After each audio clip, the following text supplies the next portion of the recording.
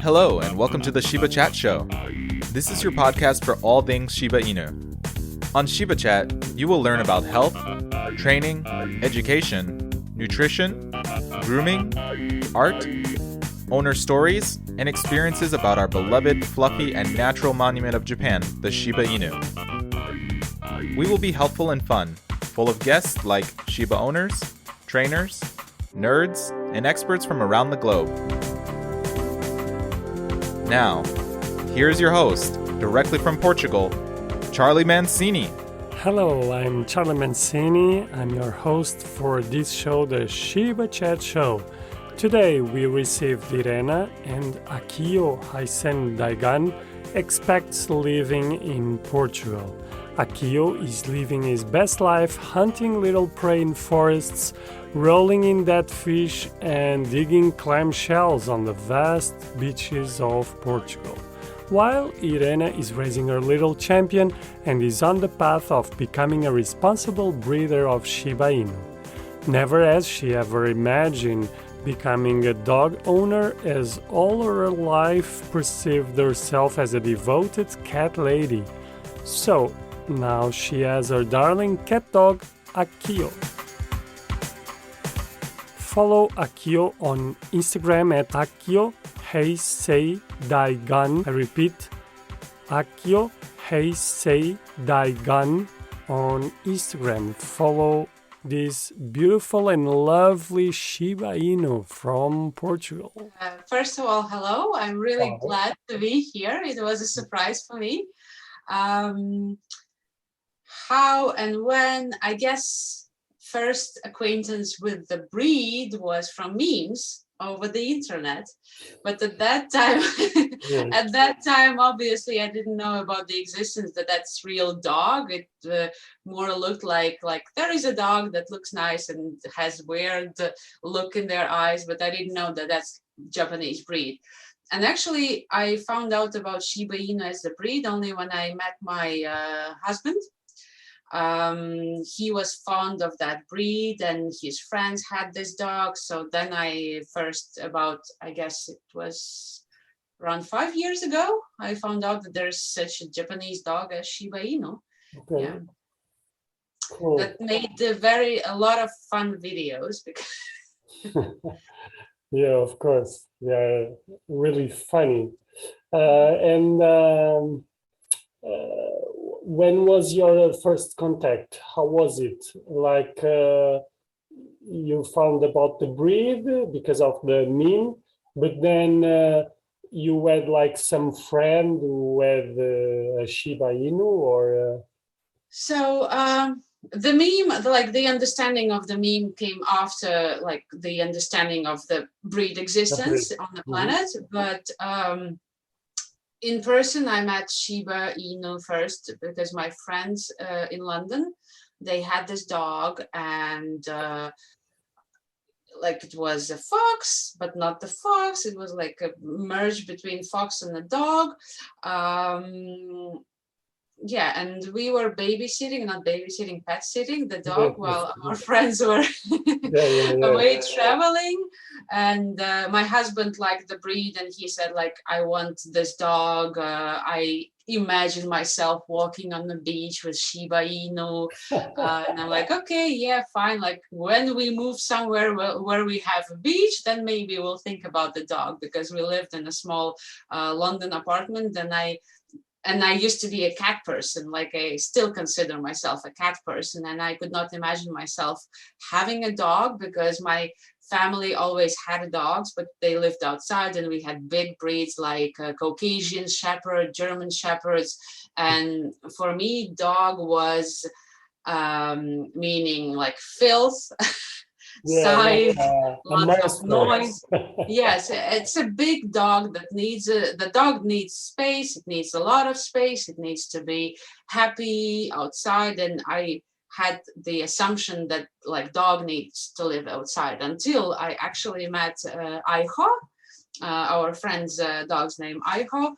And it turned out that this is an amazing dog to have at home The only problem I see now still is the fur, the amount of fur that you have all around the house. Like when the fur is in your food, it's like a condiment, like salt and pepper, you know. So yeah, and he was always dreaming about the Shiba Inu, but I was like, no, I'm gonna have a cat and you're gonna have a dog, and that's it. We're gonna be both happy. I'm a cat person, you're a dog person. But then I started reading a lot, and we decided that we are moving to Portugal. And that's when the conversation became more serious, because we're moving somewhere where it's like beach, forest, and lots of outdoor space. We were planning to build a house, and then we started to consider more seriously about getting a dog. And it took, I guess, around a year of homework. I call it a homework of like studying, collecting information, getting to know what the breed is, what are their personality traits.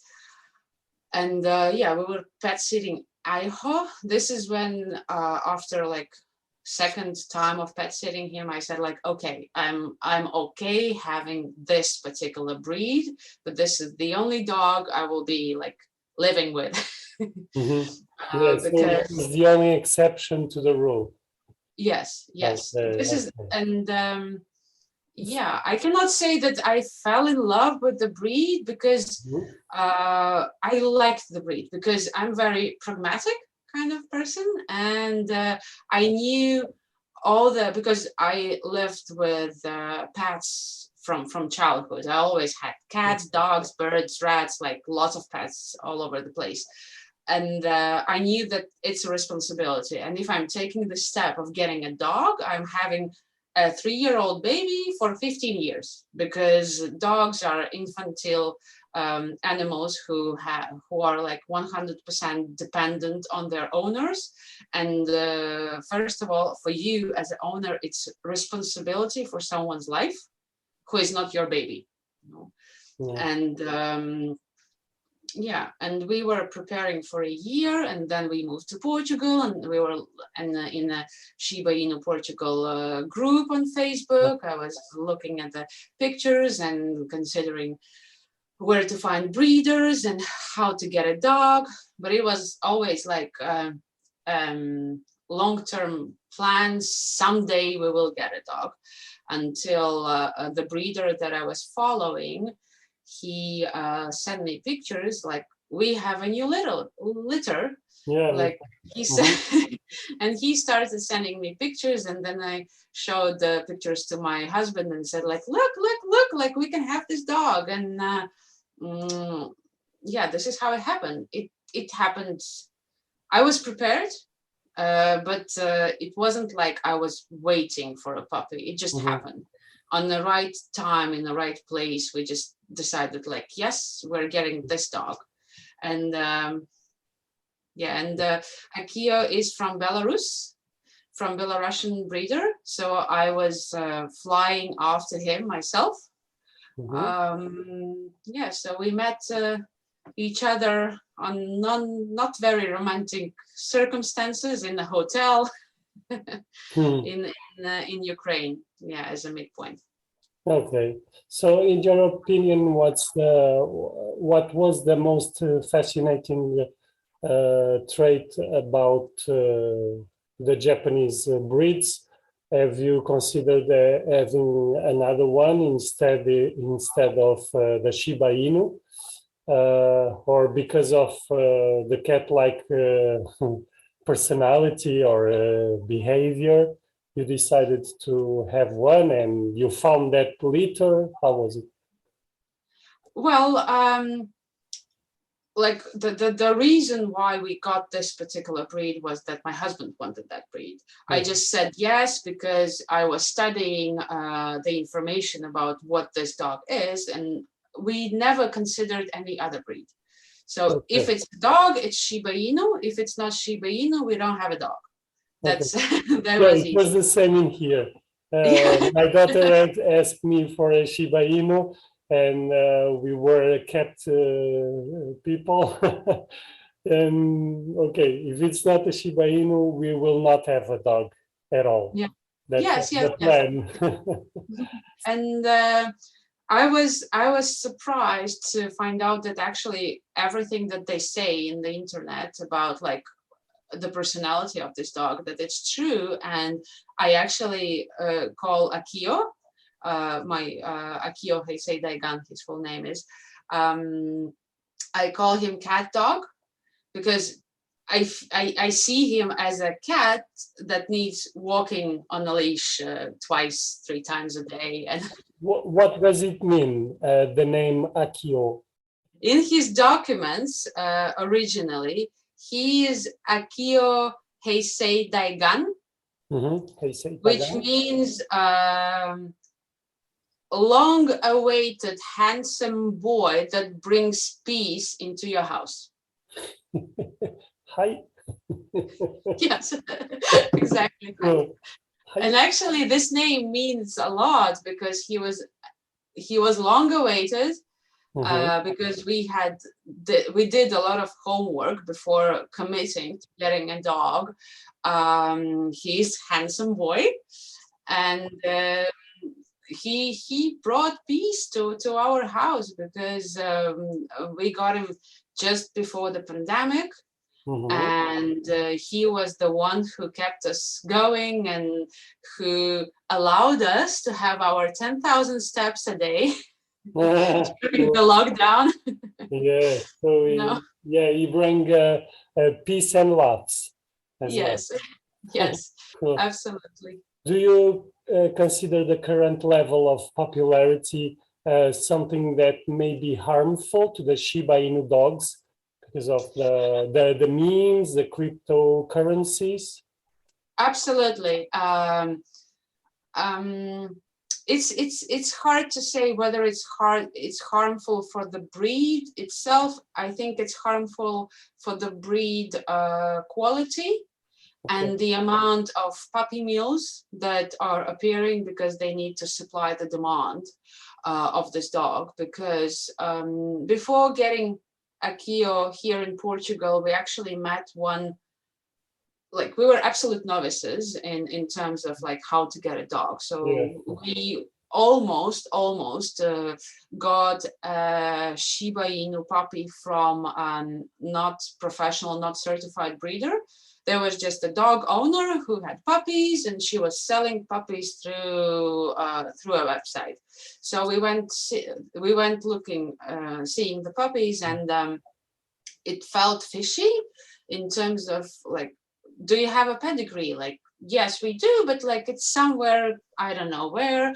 I saw the mom and the puppy, but she never showed me the photos of the father, who's the father of the of the puppy. So eventually we said like, no, I don't want to engage in this very strange venture, and I'm not sure, I cannot be sure that this dog is going to be psychologically and physically healthy, although I saw the condition that they live in and it looked nice. But if it's not certified registered breeder, it's always a risk that you don't know the where this puppy is coming from and how it was born, and if it's like quality dog, because only after getting on this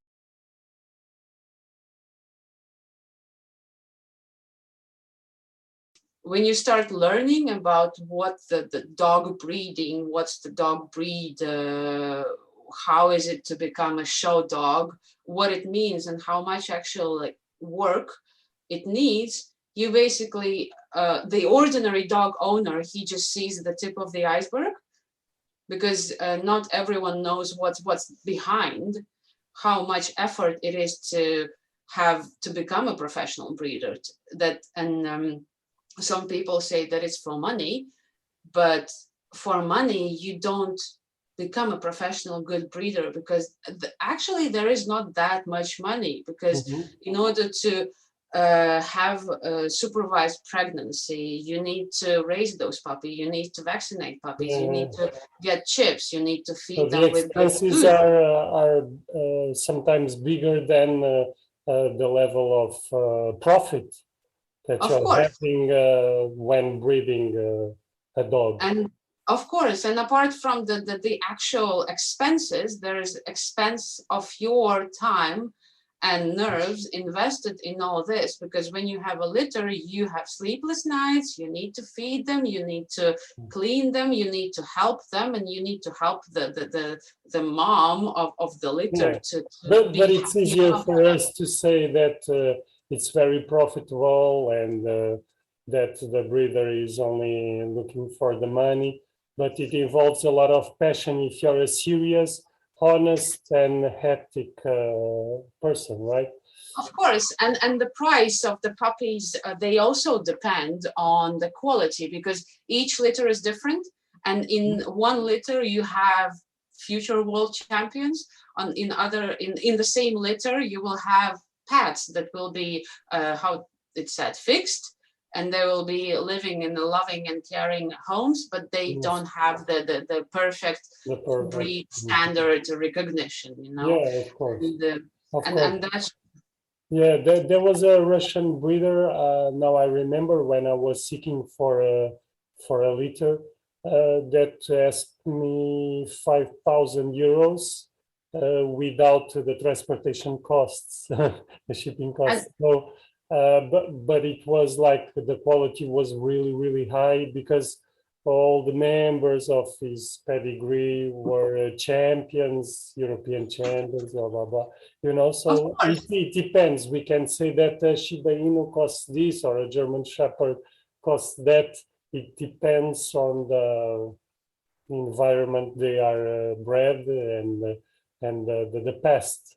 The past. And yeah, absolutely, because 5,000 euros for good quality Shiba Inu is not too high price, you know, because we started to go on the dog shows, and our aim is to make him a show dog. Maybe, I don't know, it will, like, as it goes, I don't know yet. But even now we had only one show.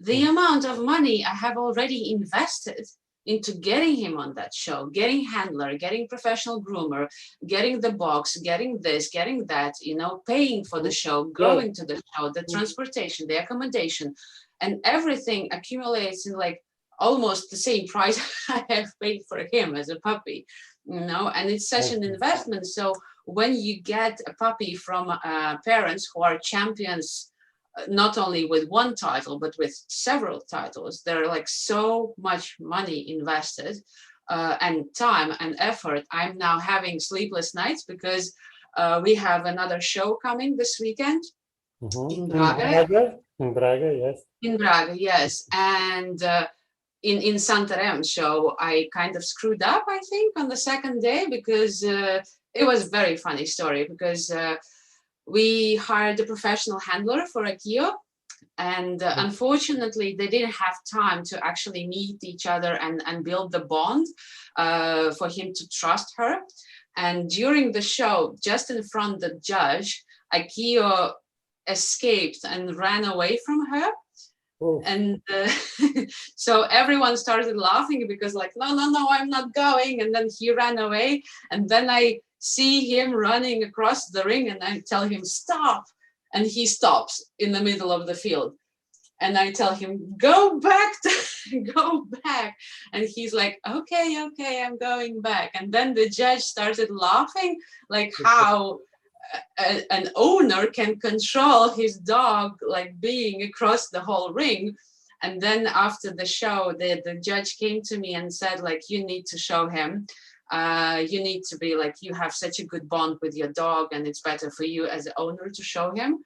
And then next day, when we had the second day of the show, I literally didn't know what I'm doing because preparing a show dog and making like, when you see the show dog pictures on the internet, like they stand beautifully, their neck is long, their spine is straight, and it takes so much time and effort to teach him how to do it, how to stack him properly. You need to be trained yourself to understand how to stack him properly, because if you do it, it's a matter of discipline, both for the dog and for the owner, right? Absolutely. For the one who is showing the dog, you need to have posture. You need to comply with a dress code. Your hand needs to be like 90 degrees. You cannot stand on one knee. You need to stand on two. Like there's like a snowball of information and things that you will be judged upon. And especially Akio is afraid of the table. That's why I have the show table now at home, and we're training a couple of times a day for him to get used to it. Because when I put him on the table, he just sat on his bum and he was like, take me off. And I started to get too nervous. I didn't know how to put him, how to stack him, because he turned into a jelly. And I touch him, I touch one paw and the other paw goes the other way. And I was like, oh my God. And you have only 15 seconds to impress the judge, because he's looking at your dog for 15 seconds. And if he's not stacked properly, that's it, you're done. And then judge comes closer, he starts touching him, and he starts to get even more nervous. My hands are shaking. I don't know what to do. Like, so, so I admire those people who actually do this job, being a dog handler for 15 years, and they know how, like tiny little things, like where do you need to put that bait so that the dog stretches properly without moving its feet. It's a science. It's a science, actually. We were talking about the popularity, and yes. I think this popularity came from the meme and from movies like Hachiko and Maria and Three Puppies. You have a particular view towards the celebrated kit Inu Hachiko. What's his diagnosis, in your opinion? Yeah, it's so. Since I got Akio, I started digging deeper into dog psychology, behavioral patterns, and at the end of the day, he's just a dog, because dogs is like, no matter what breed, their chemical processes in their brains are the same. They are dogs, and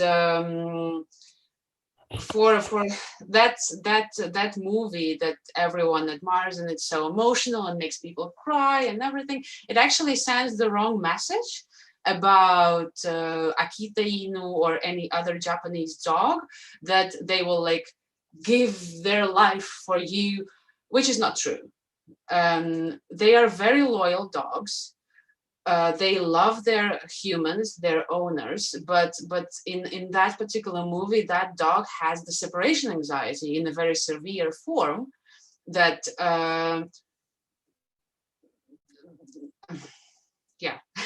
so it has the separation anxiety because a psychologically stable and psychologically healthy dog can get over absence of their owners when properly trained. It took like 10 years in the real story to go to the train station waiting for his tutor, his owner. 10 years. That was like a mental issue, no? Yes, because psychologically, a healthy dog, when surrounded by, like, given to new family, they create bond with new humans within 2 weeks. They will never forget their previous owner. That's why. But being attached to new person who loves, who takes care of them, who feeds them, who takes out their poop, it takes only 2 weeks to do that. And there are lots of things that when we like humanize the dog, forgetting that that's the dog at first place and it has dog needs, their brains function differently, they feel differently, the perception of the world is different. And when people say that, like, oh, Shiba Inu is untrainable, oh, come on, my dog knows how to sit, stand, roll, show bunny, give paws, like whatever order it is. It's just if there is no untrainable dogs, it's just every dog is different, whether it's Shiba or it's Yorkshire Terrier or it's like, I don't know, German Shepherd. but every dog needs the right approach. Now, if this doesn't work, some dogs are food motivated, some dogs are toy motivated. For some dogs, clap on the shoulder and good word is already a good appraisal for what they do. So if food doesn't work with your dog, try a squeaky ball, because you just need to find the right approach on training your dog. And I would say that with Shibas, it's important to have enough patience. Because patience is the key. Thank you so much for listening to this episode of the Shiba Chat Show. And now it's time for you to go play with a Shiba Inu. If you would like to get in touch, please send us an email to shibachatshow@gmail.com. Bye for now.